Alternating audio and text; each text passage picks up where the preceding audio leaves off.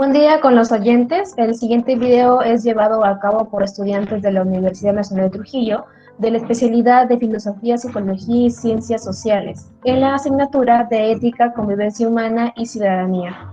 Hoy desarrollaremos un tema interesante, el cual es de los derechos humanos.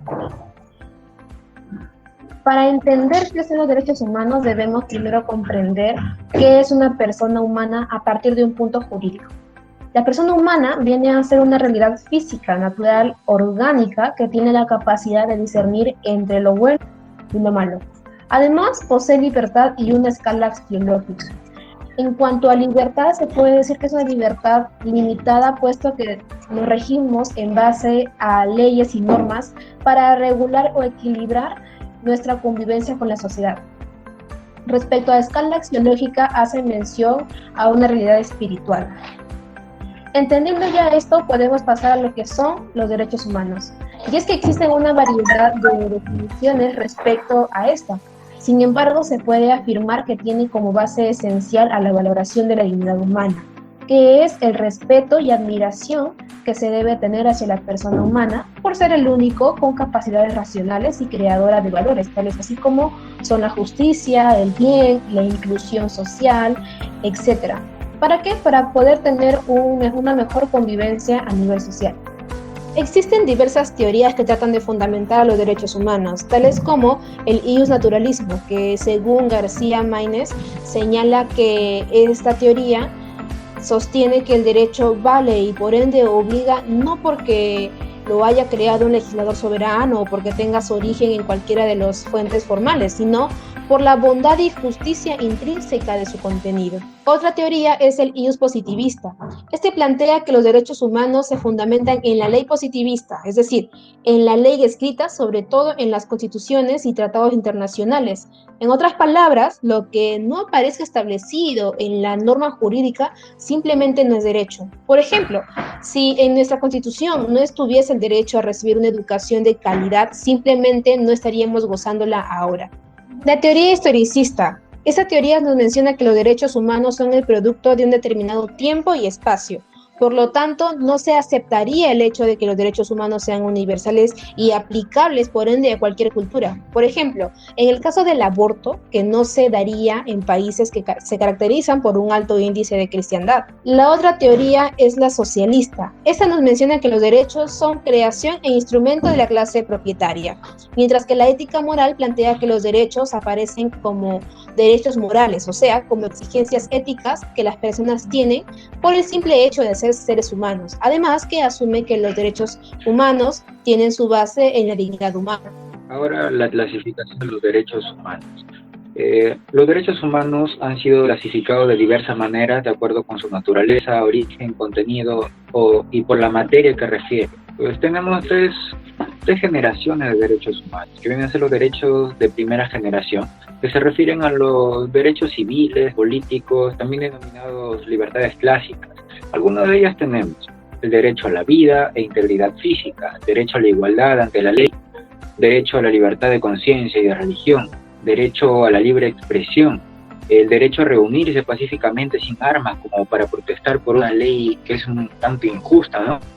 Y luego están los derechos de segunda generación, que las constituyen los derechos económicos, sociales, culturales, debido a los cuales el Estado de Derecho pasa a una etapa superior, es decir, a un Estado social de derecho. Dentro de ellos tenemos a los derechos, el derecho a alcanzar un nivel de vida adecuado, el derecho a la protección de la salud, el derecho a la seguridad social, el derecho a la educación y el derecho al trabajo. Estos últimos pues vienen constituyendo la amalgama que se necesita de derechos para poder alcanzar el primero que fue mencionado, el alcanzar el nivel de vida adecuado. Los derechos de tercera generación, pues estos son un grupo promovido a partir de la década de los 70, que para incrementar el progreso social y elevar el nivel de vida de todos los pueblos en un marco de respeto y colaboración mutua entre las distintas naciones de la comunidad internacional. Algunos de ellos son el derecho a la autorrealización, el derecho a la independencia económica y política, el derecho a la identidad nacional y cultural, el derecho a la paz, el derecho a la coexistencia pacífica y el derecho al uso de los avances de las ciencias y los avances de la tecnología. Con respecto a las características, estas tienen como finalidad esclarecer la significancia de los derechos humanos. Como primera característica tenemos que son naturales de nosotros, ya que al nacer una persona automáticamente adquiere sus derechos. Es decir, a pesar de no tener conciencia, como es en el caso de un bebé, ya se tienen los derechos que le garanticen un pleno desarrollo en su futuro.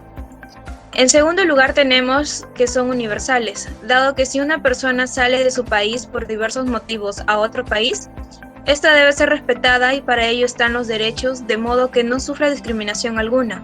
Es ahí donde visualizamos la universalización de los derechos.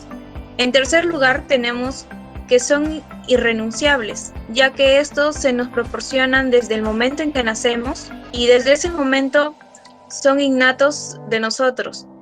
De esta manera podríamos decir que no es aceptable que una persona diga que no se le respete. Como cuarta característica tenemos que son imprescriptibles, dado que estos no cambian ni pierden con el pasar del tiempo. Por ejemplo, los derechos que tengo ahora los seguiremos teniendo hasta nuestra adultez y así sucesivamente en nuestro ciclo de vida. Como quinta característica tenemos que son imperativos, dado que todos tenemos la obligación de respetar los derechos de los demás, para que respeten nuestros derechos. Es aquí donde podemos aplicar la frase, mis derechos empiezan donde acaban los tuyos. Como sexta característica tenemos que son de igual jerarquía. Todos tienen el mismo valor y por tanto se les debería dar la misma importancia a todos. También tenemos que son históricos, dado que con el pasar del tiempo han tenido transformaciones y gracias a ello se han podido establecer los derechos para todas las personas y de igual manera. Como ejemplo tenemos que muchas veces en décadas anteriores las personas como las mujeres eran discriminadas o no tenían acceso a lo que era el voto. También tenemos que son inviolables, ya que si se sobrepasa sobre el derecho de una persona, estamos contribuyendo hacia el atentado de esta misma. Ahora, promoviendo el pensamiento crítico reflexivo, nos cuestionamos una de esas características que viene a ser que son de igual jerarquía y nos formulamos estas preguntas. ¿Realmente todos los derechos son de igual jerarquía? Y si no hay el derecho a la vida, o si alguien viola el derecho de nuestra vida, ¿podemos seguir hablando de los otros que quedan?